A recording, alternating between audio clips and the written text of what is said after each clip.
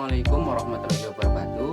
Perkenalkan, nama saya Imam Fatur Rahman dari kelas 2 BKIC dengan NIM 2241101011115. Berikut ini saya akan menampilkan video tentang layanan konseling individu dengan pendekatan teori Gestalt menggunakan teknik kursi kosong. Baik, silakan simak video berikut ini.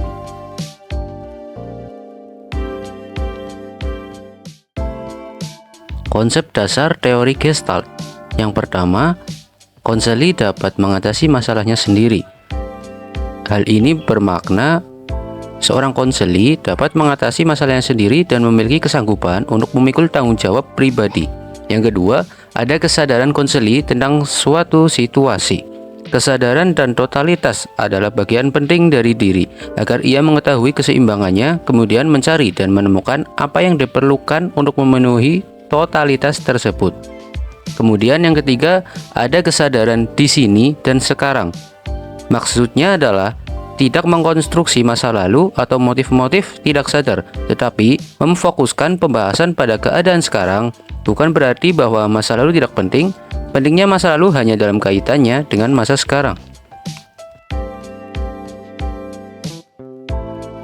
Teknik kursi kosong.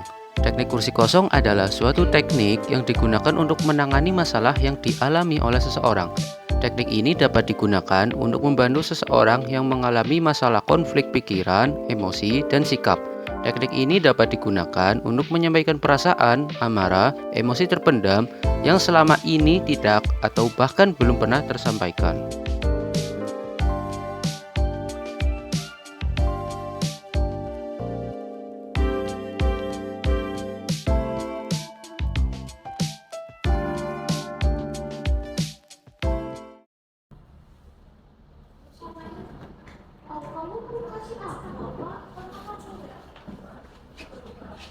Arfi ya? Ya silahkan masuk di duduk, silahkan duduk.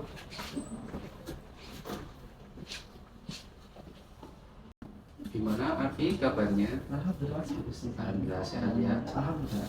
Jadi gimana perjalanan ke sini? Tadi dari sini lumayan macet, tapi ya bisa sampai ke sini. Ya, alhamdulillah tepat waktu ya, Iya, Mas. sesuai perjanjian kita kemarin.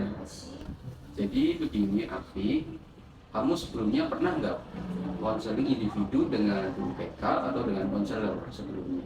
Kalau sebelum itu saya belum pernah, Mas. Jadi yang waktu anak Abi, Iya. saya itu konseling. Ya, jadi ini yang pertama kali ya. Jadi Iya. saya mau terangin dulu.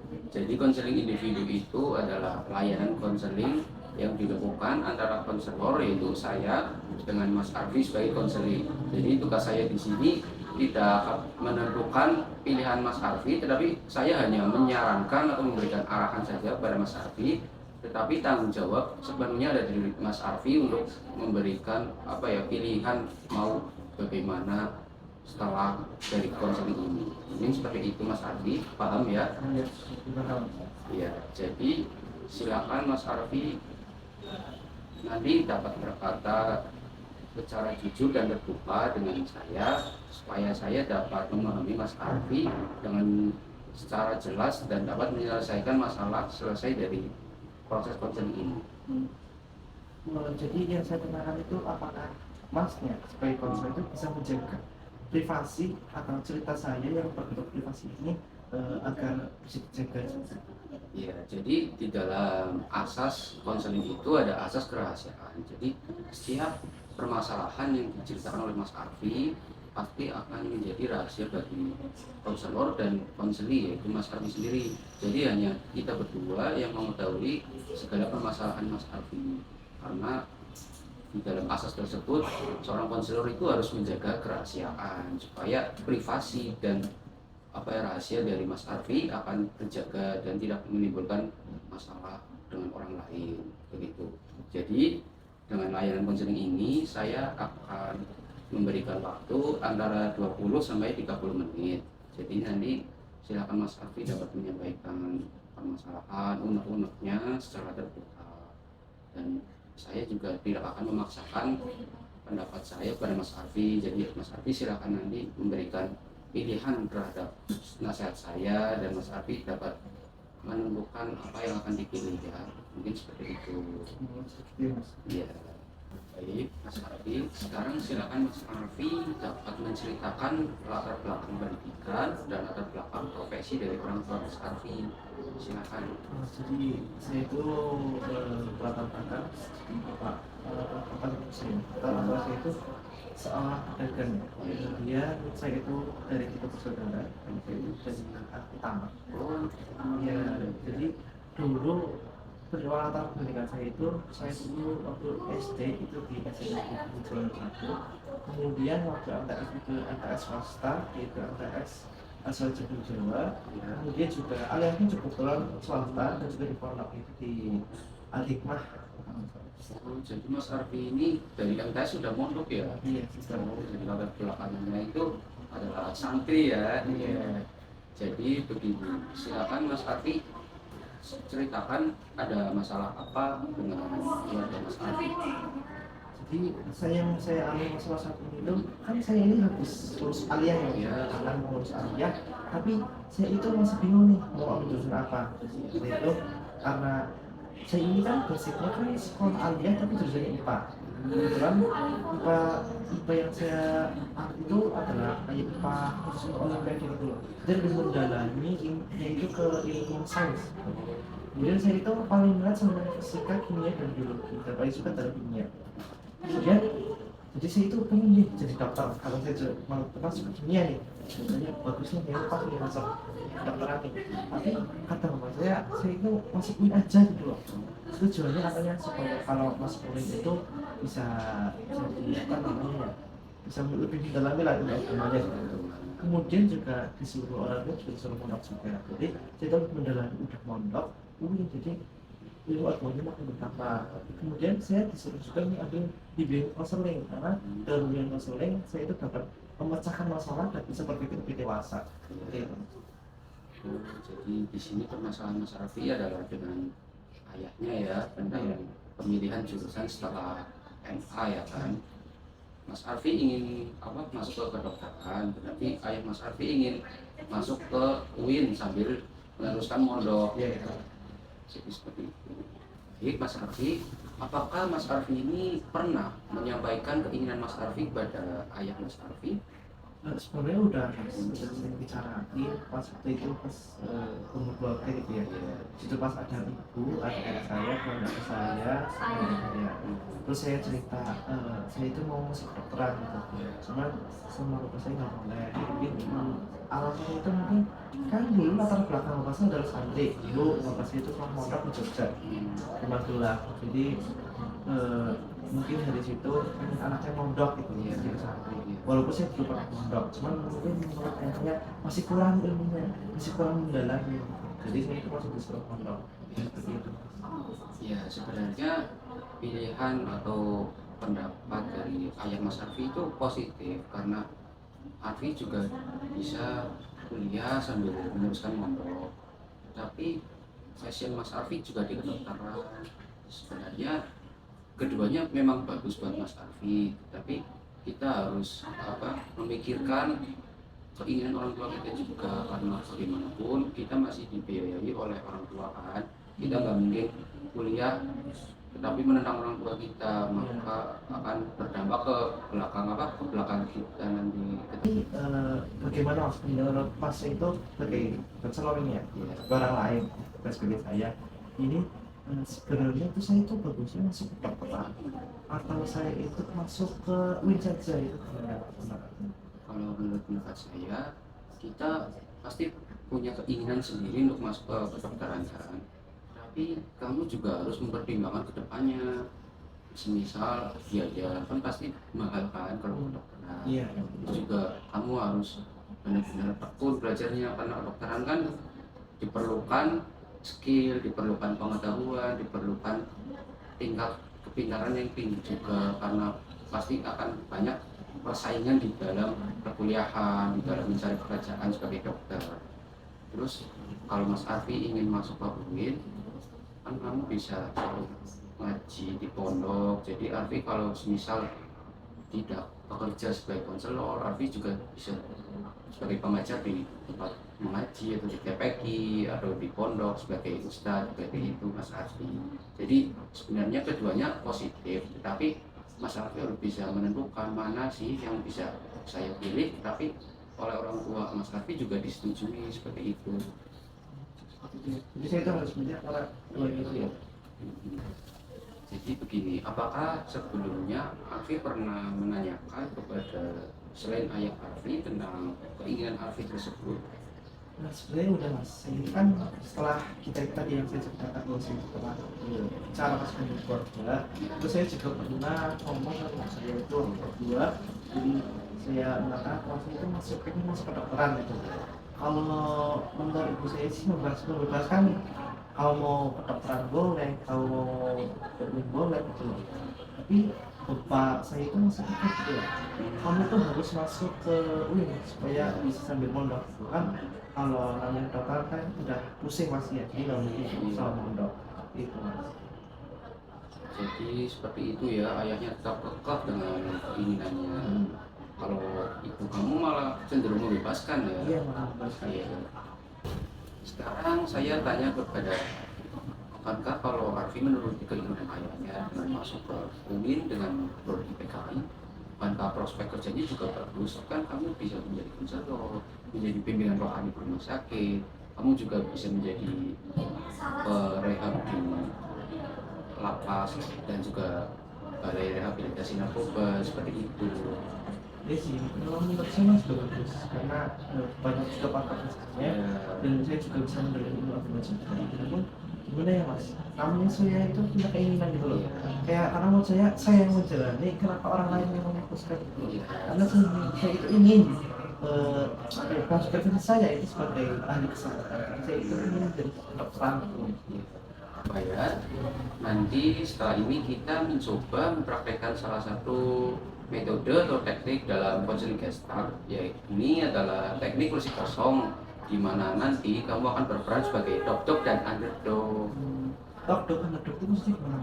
Jadi dok-dok adalah di sini orang yang memiliki kekuasaan atau orang yang berkekuatan atas diri Mas Arfi. Contohnya seperti ayah Mas Arfi, seperti itu. Kemudian underdog di sini adalah Arfi sendiri sebagai konseli, yakni orang yang mengalami tekanan, orang yang merasa terdolimi seperti itu, paham kan? Oh, ini saya itu posisi sebagai underdog ya? Iya. Jadi nanti kamu bisa duduk di dua kursi, yang satu adalah kursi top dog dan yang satu adalah underdog seperti itu. Jadi ini ada kursi top dog dan di sini ada underdog. Jadi nanti Mas Arfi bisa bergantian duduknya setelah saya suruh ya. Jadi underdog adalah sebagai ayah Arfi. Jadi nanti Arfi berperan atau mengucapkan apa yang ayah Arfi katakan pada Arfi. Kemudian di sini ada underdog, di mana Arfi akan mengatakan sesuai dengan apa yang Arfi jawab saat ayah Arfi mengatakan kepada Mas Arfi tersebut. Paham ya? Baik, sekarang silakan Arfi duduk secara nyaman. Setelah Arfi sudah siap, Arfi bisa memulai sebagai top dog atau ayah Mas Arfi. Silakan Mas Arfi. Jadi waktu itu ya, cerita itu pas yang saya aku ada itu di Bapakan itu sekolah dan pas waktu itu saya itu bilang saya pengen masuk kedokteran gitu kan. Pas saya bilang kamu itu nggak usah masuk kedokteran gitu kan. Biaya kedokteran itu mahal. Pertama gitu. Kalau kamu masuk kedokteran, otomatis kamu nggak mungkin ngaji gitu. Karena waktu kedokteran kan gimana ya? Padat juga kan, padat juga banyak. Ini bapak saya mungkin walaupun bapak saya itu bukan mahasiswa gitu, tapi pasti tahu gitu. Soalnya teman bapak saya juga masuk kedokteran juga, kebetulan anaknya masuk kedokteran, jadi bapak saya tahu. Jadi gitu. Jadi saya itu bilang gini, kamu itu masuk kedokteran udah biaya mahal kan? Kalau kamu masuk kedokteran, kamu nggak bisa ngaji, nggak bisa ngaji lagi gitu. Karena kamu itu kan anak pertama, kamu itu harus dalam itu agamanya. Kalau bukan kamu siapa lagi, kamu itu anak pertama harus meneruskan perjuangan ayah gitu. Itu Sudah cukup Mas Arfi. Silakan Mas Arfi duduk ke posisi underdog ini dan silakan dapat duduk. Silakan. Kemudian apa yang ayah Arfi tadi katakan, kemudian apa jawaban dari Arfi? Silakan. saya itu jelas bilang ya di sini ya emang ini sih kalau emang kalau saya dokter itu masuk mungkin nggak bisa ngaji lagi terus terus kalau saya bilang kamu bisa mondok sebenarnya agak gimana gitu supaya apa ya namanya pengen meneruskan passion ya. Terus pas waktu bilang itu saya cuma diam, terus setelah beberapa saat saya baru ngomong lagi, setelah diam itu saya ngomong, Pak, tapi kan kalau masuk kedokteran itu kan klien saya, kan saya dulu ikut olimpiade, menurut saya itu saya itu olimpiade itu sudah perjuangan gitu. Terus masa perjuangan saya waktu sekolah dulu kan sia-siakan, sedangkan misal saya masuk UIN itu bukan passion saya. Kemudian saya saat masuk UIN itu kebanyakan kan saya IPS gitu loh, nggak ada IPA yang paling ya mungkin nggak ada ya, karena banyaknya itu sosial atau bukan IPS gitu. Jadi itu Setelah Afi menjawab seperti itu, kira-kira ayah Afi akan menjawab sudah apa? Silakan. jadi seperti yang saya katakan tadi, itu motivasi itu pasti dari lo fashion misalnya masa depan itu kamu fashion. Kalau masalah kerja itu bukan tentang kamu ya, bukan profesion kan. Pekerjaan itu apa yang ada ya kamu harus jalanin dulu, karena kalau kita bekerja, kalau kamu bekerja terus apa yang kamu mau itu nggak mungkin. Namanya pekerjaan itu seadanya. Kalau kamu mau ambil ya syukur, kalau mau nggak ambil kamu rugi ya. Kenapa itu? Nah itu silakan duduk lagi di posisi Anda. Terus bagaimana tanggapan Mas Afi? Mas Afi menimpali jawaban dari ayahnya atau bagaimana? Saya diam karena saya masa juga, jadi saya itu masih bimbang nih, sekarang jadi bimbang nih mau ambil kedokteran atau mau masuk UIN sebagai mondok. Jadi seperti itu ya, proses apa pembicaraan antara ayah Arfi dengan Arfi, di mana ayah Arfi masih tetap kekeh ya dengan keinginannya untuk Arfi masuk ke UIN. Sekarang Arfi duduk kembali di kursi ini. Jadi sekarang kan kita sudah mempraktekkan teknologi personal. Kemudian silakan bisa Mas Arfi refleksikan dari kejadian tadi atau dari kegiatan tadi, mungkin ada hikmahnya atau dapat diambil sesuatu kesimpulan ya. Kalau saya sendiri di sini berpesan, kalau Mas Arfi meneruskan sesuai dengan keinginan ayah Arfi, itu juga pilihan yang bagus karena Arfi dapat sambil kuliah sambil mondok, jadi ilmu agamanya tetap bertambah, jadi nggak putus di tengah jalan. Karena sudah Mas Arfi Mas Arfi jalani sejak MTS. Jadi kalau berhenti setelah lulus MA kan seperti tanggung ilmunya kurang mendalam seperti itu. Jadi menurut saya lebih baik Mas Arfi itu menuruti keinginan ayahnya, sehingga Mas Arfi kedepannya dapat kuliah dengan lancar, karena pasti orang tua akan senang, akan bahagia, otomatis kamu akan didoakan sukses oleh orang tua kamu. Tapi kalau kamu membangkang, tidak menuruti keinginan orang tua kamu, pasti kamu akan ditentang dan kamu tidak mendapatkan restu dari orang tua kamu. Setelah ini ya menceritakan kenapa kosong itu juga yang tahu di supaya pada lapor saya juga saya, jadi saya melakukan yang salah karena itu terlalu egois terlalu menentukan pilihan saya. Jadi mungkin ke depannya saya akan mengambil dan itu masuk ke universitas setelah ini ambil mondok, karena menurut saya memang juga namanya tujuan pun yang itu rata-rata nanti ujung itu kerja. Jadi mungkin saya menuruti apa kata orang tua saya, kemudian saya itu dan berdoa lagi, kemudian saya itu agar mendapatkan doa restu. Jadi mungkin setelah pulang saya minta maaf, kemudian minta doa restu. Setelah itu saya akan mencoba masuk ke Universitas Islam, Universitas saya. Baik, berarti Arfi sekarang sudah sadar dengan pilihan Arfi, yakni dengan ingin masuk ke UIN.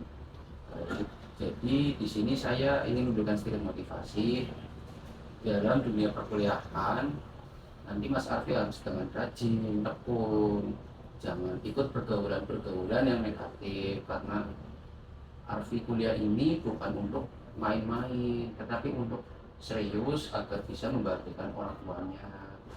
Dan Mas Arfi juga mondok juga harus dengan yang rajin, dengan tekun juga, karena setelah lulus kan pasti akan membimbing adik-adiknya, akan menjadi contoh buat adik-adiknya seperti itu.